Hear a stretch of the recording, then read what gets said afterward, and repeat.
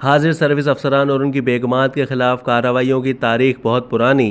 रावलपिंडी साजिश केस असल में क्या था? रिहाई के बाद अहमद फराज ने भुट्टो से क्या कहा? मानते भी नहीं। हामिद मीर का कॉलम। रोज़नामा जंग के कॉलम निगार और सीनियर सहाफ़ी हामिद मीर अपने कॉलम। ये पहली दफ़ा तो नहीं हुआ। फ़ौज के हाजिर सर्विस अफसरान और उनकी बेगमात के खिलाफ कार्रवाइयों की तारीख बहुत पुरानी है। इस किस्म की पहली कार्रवाई 1951 में हुई, जब पाकिस्तानी फ़ौज के एक सीनियर अफसर मेजर जनरल अकबर ख़ान और मेजर जनरल नज़ीर अहमद समेत 15 अफराद को गिरफ़्तार किया गया, जिनमें फैज़ अहमद फैज़ समेत मेजर जनरल अकबर ख़ान की अहलिया नसीम जहां भी शामिल थीं।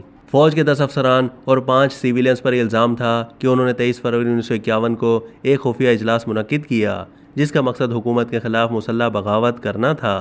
इल्ज़ाम लगाया गया कि बागियों ने गवर्नर जनरल ख्वाजा नाज़िमुद्दीन और वज़ीर आज़म लियाकत अली ख़ान से इस्तीफ़ा लेकर एक अबूरी हुकूमत कायम करनी थी, जिसने फ़ौरी तौर पर मुल्क में आम इंतखाबात मुनक्किद कराने थे। ये मुकदमा रावलपिंडी साजिश केस के नाम से मशहूर हुआ।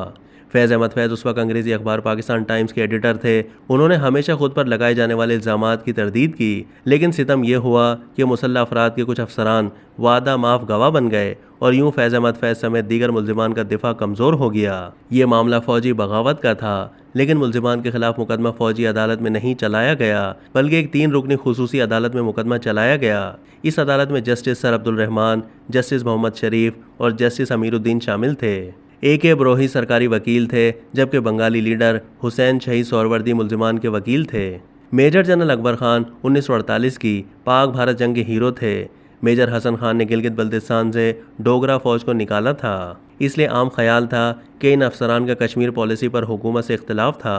नसीम जहां तहरीक पाकिस्तान की रहनुमा बेगम जहां आरा शाहनवाज की साहबजादी थीं। 18 महीने के ट्रायल के बाद नसीम जहां को बरी कर दिया गया।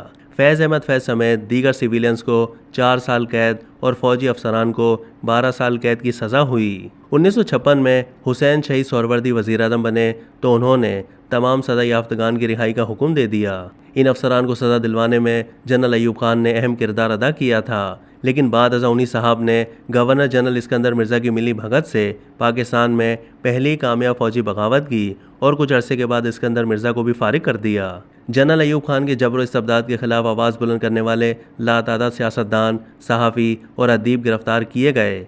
उसी दौर में सिंध के मुमताज़ शायर शेख हयाज को गिरफ्तार करके साहिवाल जेल में कैद किया गया। शेख हयाज ने साहिवाल जेल की डायरी में लिखा है कि एक दिन उनकी बेटी जरीना ने रोते हुए अपने बाप से कहा कि बाबा आप शायरी छोड़ क्यों नहीं देते ताकि आप बार बार गिरफ्तार ना हो। शेख हयाज ने अपनी बेटी को तसल्ली दी और कहा कि घबराओ नहीं, जनरल अयूब खान बहुत जल्द तबाह हो जाएगा। जनरल अयूब खान का दौर ख़त्म हुआ तो जनरल याह्या खान इक़्तिदार में आ गया।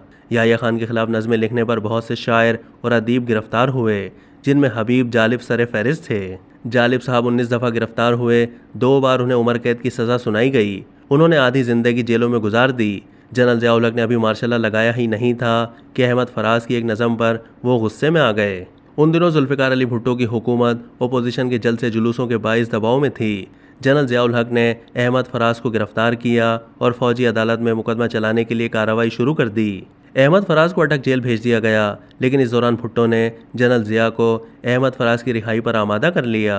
रिहाई के बाद अहमद फराज ने भुट्टो से कहा कि जनरल ज़िया पर एतमाद ना करें और कुछ हफ्तों के बाद जनरल ज़िया ने मार्शल लॉ लगा दिया।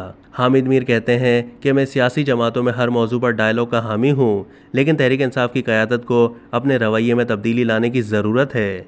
सबसे पहले तो ये तासुर देना बंद करें कि जो गिरफ्तारियाँ, मुकदमे और पाबंदियाँ आज हैं वो पहले कभी किसी पर नहीं थीं।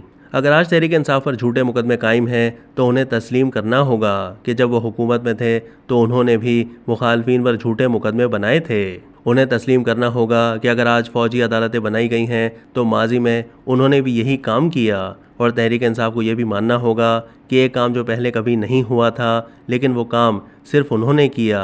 पहली दफ़ा एक सियासी जमात ने GHQ समेत दीगर फ़ौजी तनसीबात पर हमले का मंसूबा बनाया, पकड़े भी गए और मानते भी नहीं। अब तक के लिए इतना ही। मज़ीद मालूमात के लिए डेली जंग के YouTube चैनल को सब्सक्राइब कीजिए।